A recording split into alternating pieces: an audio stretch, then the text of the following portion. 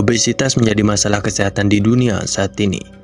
Obesitas memicu masalah lain seperti stroke, penyakit jantung, dan kanker, yang semuanya berpotensi besar berakhir dengan kematian. Lalu apa itu sebenarnya obesitas?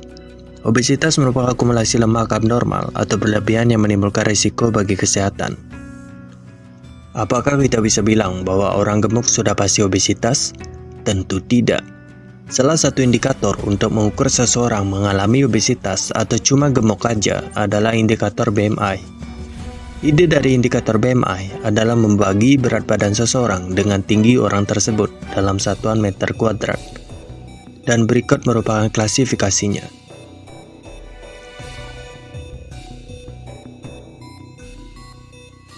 Pada BMI, jika rata-rata berat badan kalian lebih kecil dari 18,5, itu berarti kalian underweight atau kekurangan berat badan. Jika lebih dari 30, maka kalian sudah termasuk penderita obesitas. Tetapi indikator ini belumlah tepat akurat sempurna. Tetapi, di antara indikator lain, BMI indikator adalah paling yang sering digunakan. Di tahun 2022, tercatat lebih dari 1 miliar orang mengalami obesitas, yang terdiri dari obesitas pada orang dewasa sebanyak 650 juta jiwa, obesitas pada remaja sebanyak 340 juta jiwa, serta obesitas pada anak sebanyak 167 juta jiwa.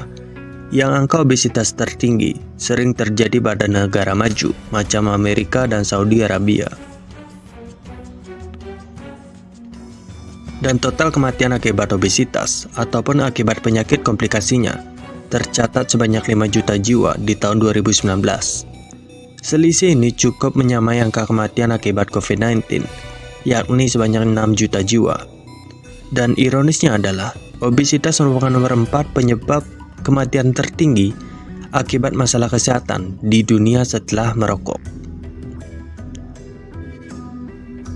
Penyebab seseorang terkena obesitas itu beragam, bisa jadi karena keturunan, gaya hidup yang kurang sehat, kehamilan atau habis melahirkan, dan diet tidak sehat.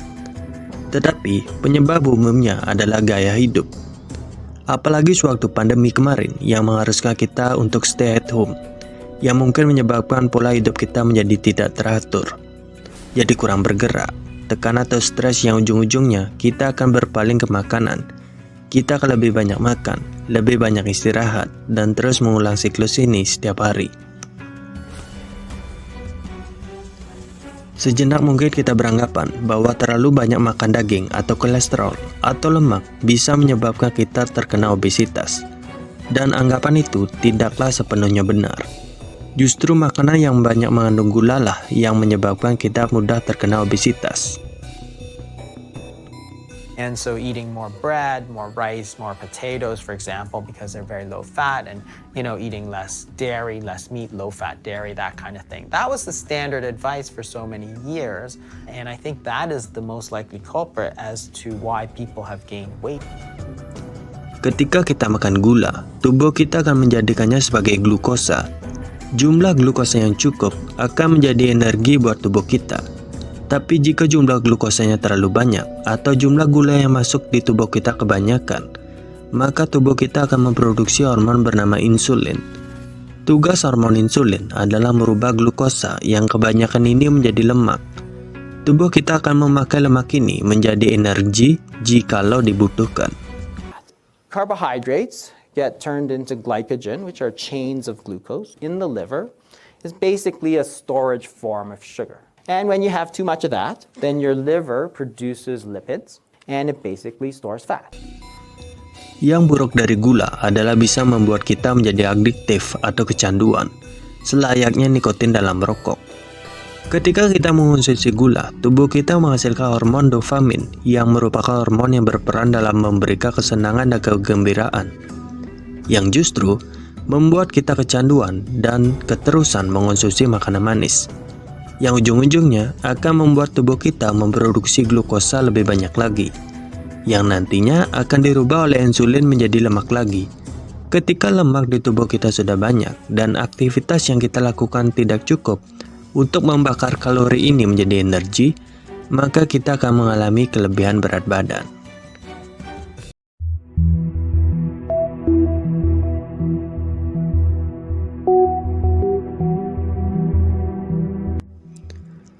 Pada tahun 1950, di Amerika, jumlah orang yang terkena serangan jantung koroner membludak.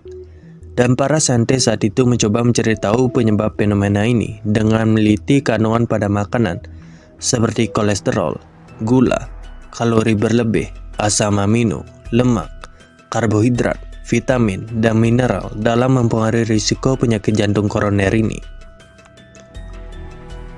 Lalu, pada tahun 1967, Sugar Research Foundation atau SRF membayar sebanyak $600.000 ke saintis untuk membuat laporan atau penelitian palsu mengenai penyebab tingginya angka penderita penyakit jantung dengan mengkambing hitamkan lemak dan kolesterol, serta menangkis anggapan buruk apapun mengenai gula. Kejadian ini mirip seperti Tobacco Company membayar beberapa saintis untuk berbicara bahwa nikotin pada rokok nggak bikin kecanduan. I believe nicotine is not addictive. I believe that nicotine is not addictive. I believe that nicotine is not addictive. And I too believe that nicotine is not addictive. Selain membuat stigma palsu, Sugar Research Foundation juga membuat propaganda bernama Low Fat Diet.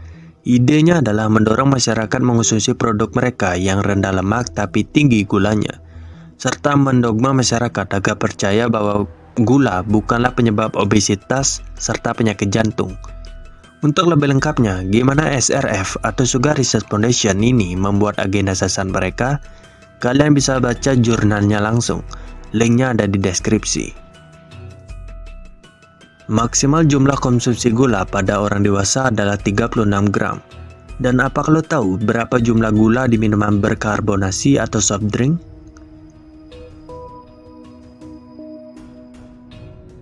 Now in this can of soda pop, right, there are 39 grams of sugar.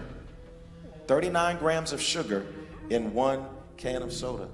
Now, how many teaspoons of sugar is that? Anyone know? Almost 10 teaspoons of sugar. So I said, well, I want to see how much that is. And maybe a half. This is how much sugar is in just one drink, right? Itu adalah jumlah gula pada satu soft drink. Tetapi dalam website resminya, katanya mereka sudah mengurangi kadar gula pada produknya. Dan apakah kalian tahu berapa jumlah total produksi perusahaan ini per hari? Ini dia total produksi per harinya.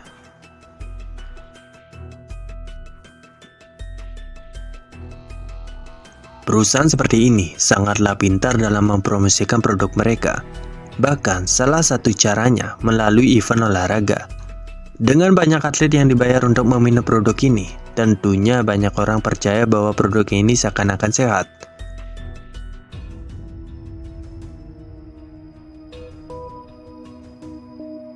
Selain minuman berkarbonasi, masih ada junk food juga. Junk food banyak disukai karena harganya yang lebih murah daripada healthy food atau makanan alami. Selain lebih murah, mengonsumsi junk food juga jauh lebih menghemat waktu. Jadi lu nggak perlu lagi buat masak lagi. Semuanya praktis.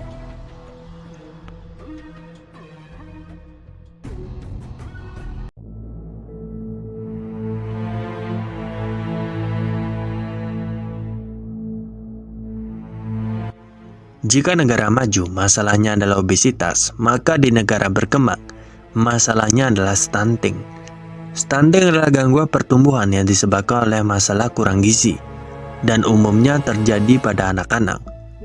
Dan kita nggak akan jauh-jauh bahas gimana stunting di negara Afrika, karena di negeri kita jumlah stunting itu juga cukup banyak.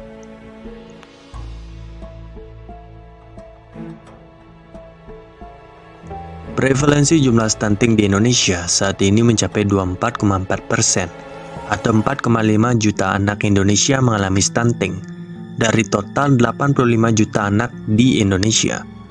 Dengan Nusa Tenggara Timur menjadi provinsi dengan tingkat stunting tertinggi. Selain kekurangan gizi pada saat anak-anak, stunting juga disebabkan oleh banyak hal. Salah satunya adalah sistem sanitasi yang buruk. Ini mengenai kurangnya kesediaan air bersih serta hidup dengan limbah buangan yang tidak terbuang rapi. adalah kekurangan gizi yang terjadi pada bayi di 100 hari kehidupan. Ya, 100 hari dihitung sejak terbentuknya janin di dalam kandungan. Kekurangan gizi ini berlangsung lama dan menyebabkan terhambatnya pertumbuhan otak dan tumbuh kembang anak. Apakah stunting bisa diobati atau dicegah? Tentu bisa. Caranya dengan merawat anak-anak kita dengan baik dan memberi anak kita makanan yang cukup gizi, serta lingkungan tempat tinggal yang baik. Lalu, apakah stunting bisa menyebabkan kematian? Tentu tidak. Tapi dengan generasi yang memiliki jumlah stunting yang banyak, tentunya sangat sulit untuk bersaing dengan bangsa lain dari aspek kognitif, fisik, dan juga mental yang jauh lebih unggul.